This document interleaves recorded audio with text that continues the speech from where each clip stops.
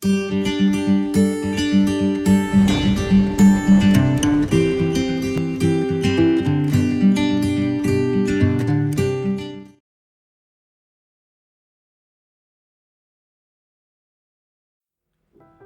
Friends, मैं doctor Kajal Mangukiya, gynaecologist, obstetrician and IVF specialist from Orchid hospital and IVF centre Surat. नमस्कार, आपका स्वागत है ऑर्किड पेशेंट्स अवेयरनेस सीरीज़ में।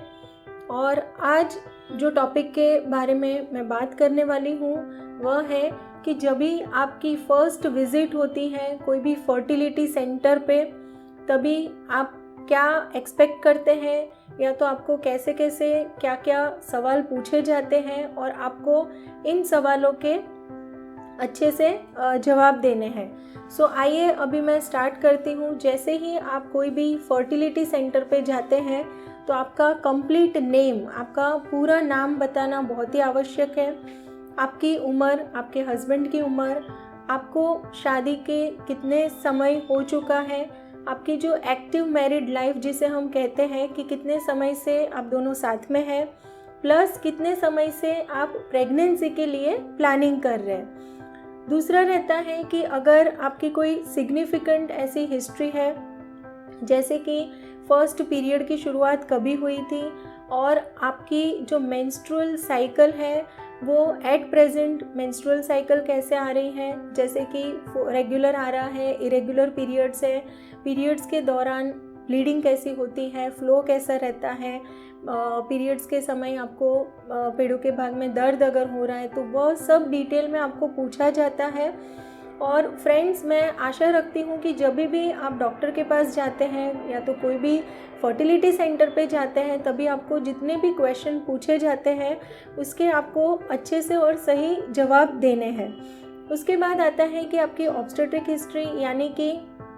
अगर पहले प्रेगनेंसी रुका है या तो मिसकैरेज हुआ है या तो पहले एक बच्चा है जिसे हम सेकेंडरी इनफर्टिलिटी कहते हैं, कि एक बच्चा उनका अच्छे से हेल्दी डिलीवरी वगैरह हो गया है और उनको सेकेंड प्रेगनेंसी के लिए प्लान करना है और तभी उनको दुविधा आ रही है। दूसरा रहता है कि आपकी कोई पास्ट मेडिकल हिस्ट्री कोई सिग्निफिकेंट है, कि आपका कोई ऑपरेशन हुआ है, सर्जिकल हिस्ट्री जिसे हम कहते हैं, या तो आपकी कोई मेडिसिन चल रही है कुछ 6 महीने के लिए, 8 महीने के लिए। इवन काफ़ी पेशेंट रहते हैं जिनको अस्थमा की प्रॉब्लम होती है, किसी को थायराइड रिलेटेड प्रॉब्लम्स है, उसकी मेडिसिन चल रही है। तो यह जो भी हिस्ट्री है वो आपको अच्छे से आपके जो ट्रीटिंग डॉक्टर हैं उनको बताना है। प्लस कोई ड्रग हिस्ट्री, यानी कि कोई मेडिसिन आप ले रहे हो रेगुलर बेसिस पे, स्पेशली जैसे एंटीसाइकेट्रिक जो मेडिसिन रहती हैं, तो काफ़ी बार ऐसा होता है कि पेशेंट को हिचकिचाहट होती है कि बताए कि ना बताए। सो ये भी बहुत इम्पॉर्टेंट है। और बहुत ही सिंपल सी मेडिसिन, की एसिडिटी के लिए जो मेडिसिन दी जाती है, तो काफ़ी लोगों को लगता है कि वो बहुत ही रूटीन मेडिसिन है, इसमें हमें क्या बताने की ज़रूरत है। लेकिन छोटे से छोटे, मतलब आपको कोई भी मेडिसिन अगर आप रेगुलर बेसिस पे ले रहे हो तो आपको आपके जो डॉक्टर हैं उनको यह चीज़ अच्छे से बतानी है। दूसरा है कि आपकी जो पास्ट ट्रीटमेंट अगर हो चुके हैं, जैसे मेरा जो सेंटर है more of a referral centre है, तो यहाँ पे जब पेशेंट आता है तो ऑलरेडी उनके मल्टीपल आईयूआई साइकिल्स हो चुके हैं, या तो आईवीएफ साइकिल अगर हो चुकी है, तो आईयूआई अगर हुआ है तो आपका कितने बार हुआ है, और उसके जो भी डॉक्यूमेंट्स वगैरह हैं, आपके जो भी प्रीवियस डॉक्टर्स के ट्रीटिंग डॉक्टर थे उनकी जो फाइल वगैरह रहती है, यह सब अगर आप लेकर आते हो तो बहुत ही आसान होता है। हो सकता है कि कोई आपके रिपोर्ट्स अगर हो चुके हैं तो शायद हमें वह रिपोर्ट्स फिर से करवाने की ज़रूरत ना पड़े। और दूसरा है कि आईवीएफ हिस्ट्री, यानी कि अगर आपकी आईवीएफ ट्रीटमेंट हो चुकी है तो उसका भी डिटेल जो भी रिपोर्ट्स है आपके पास, डॉक्यूमेंट्स हैं, वह सब आपको लाना बहुत ही आवश्यक होता है। दूसरा है कि अगर आपकी सिग्निफिकेंट कोई फैमिली हिस्ट्री है, यानी कि आपके फैमिली में किसी को डायबिटीज़ है, ब्लड प्रेशर की तकलीफ़ है, या तो थायराइड डिजीज़ है। किसी को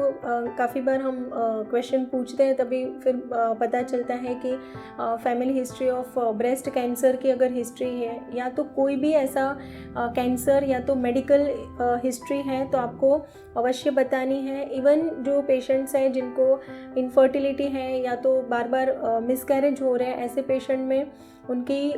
फैमिली हिस्ट्री यानी कि पैटर्नल साइड मैटरनल साइड अगर कोई जेनेटिकली एबनॉर्मल या तो मेंटली चैलेंज्ड ऐसा बच्चा है तो यह सारी सिग्निफिकेंट हिस्ट्री होती है, यह आपको पूछी जाती है, तभी आपको अच्छे से उसके आंसर देने हैं। दूसरा बहुत ही इम्पोर्टेंट रहता है कि मेल पार्टनर यानी कि जो हस्बैंड है उनके लिए कि आपकी उम्र प्लस आपका ऑक्यूपेशन, यह ख़ास दौर से पूछा जाता है क्योंकि ऑक्यूपेशनल हिस्ट्री बहुत ही इम्पॉर्टेंट होता है कि अगर आप कोई फैक्ट्री वगैरह में काम करते हैं जहाँ पे केमिकल्स वगैरह है, पॉल्यूटेंट्स है, या तो हीट फैक्टर जो है बहुत ही इम्पॉर्टेंट रहता है और यह जो हीट अगर ज़्यादा है तो वह स्पर्म काउंट पे भी इफ़ेक्ट आता है, स्पर्म के मॉर्फोलॉजी पे भी उसकी इफ़ेक्ट आती है। दूसरा है कि काफ़ी बार हम देखते हैं कि जो लोग रेगुलर एक्सरसाइज जिमिंग वगैरह करते हैं और प्रोटीन सप्लीमेंट्स ले रहे हैं या तो स्टीरॉयड सप्लीमेंट्स अगर ले रहे हैं तो जो मेल पार्टनर है उनकी यह सारी हिस्ट्री बताना बहुत ही ज़रूरी है। जैसे अभी लास्ट वीक में मेरे पास पेशेंट आया था कि हस्बैंड का रीनल ट्रांसप्लांट हुआ था और वह क्रॉनिकली लास्ट 5 इयर्स से स्टीरॉयड की मेडिसिन ले रहे थे, जो उनको लगा ही नहीं कि ऐसा मुझे डॉक्टर को पूछना चाहिए या तो बताना चाहिए। जब भी उनकी मैंने डिटेल में हिस्ट्री ली तभी उन्होंने मुझे यह चीज़ बताई और उसकी वजह से ही उनके जो भी रिपोर्ट्स थे सीमन एनालिसिस के उसके ऊपर लॉन्ग टर्म स्टीरॉयड की वजह से काफ़ी इम्पैक्ट आया हुआ था। तो फ्रेंड्स, जब भी आप जाते हैं तो पहली प्रायोरिटी ये है कि जब भी आप फर्टिलिटी सेंटर विज़िट करते हो तो आप एज अ कपल जाओ, हस्बैंड एंड वाइफ दोनों जाना बहुत ही आवश्यक होता है क्योंकि एक हाथ से ताली नहीं बजने वाली है। हस्बैंड के सारे रिपोर्ट्स नॉर्मल है, वाइफ के सारे रिपोर्ट्स नॉर्मल है, तभी जाके तंदुरुस्त एग, तंदुरुस्त स्पर्म और तंदुरुस्त बच्चा डेवलप होगा। तो मैं आशा रखती हूँ कि इस वीडियो के माध्यम से आपको बेसिक इन्फॉर्मेशन मिली होगी कि आप फर्स्ट टाइम जब भी फर्टिलिटी सेंटर विज़िट करते हो तब आपको क्या तैयारी रखनी है या तो क्या क्या आपको क्वेश्चन पूछे जा सकते हैं या तो आपकी जो कोई सिग्निफिकेंट हिस्ट्री है वह आपको डॉक्टर से शेयर करना है। So thank you friends once again for watching this video. और आप मैक्सिमम अपने जो भी फ्रेंड्स वगैरह हैं उनको यह वीडियो शेयर कर सकते हो और मैक्सिमम लोगों को आप यह मैसेज दे सकते हो कि फर्टिलिटी रिलेटेड या तो एनी गाइनेक टॉपिक के रिलेटेड अगर आपको ऐसा लगता है तो आप कमेंट बॉक्स में आपका टॉपिक शेयर कर सकते हो और मैं आशा रखती हूँ कि जितना हो सके उतना जल्दी हम उस टॉपिक के ऊपर वीडियो लेकर आपके साथ आएंगे। Thank you.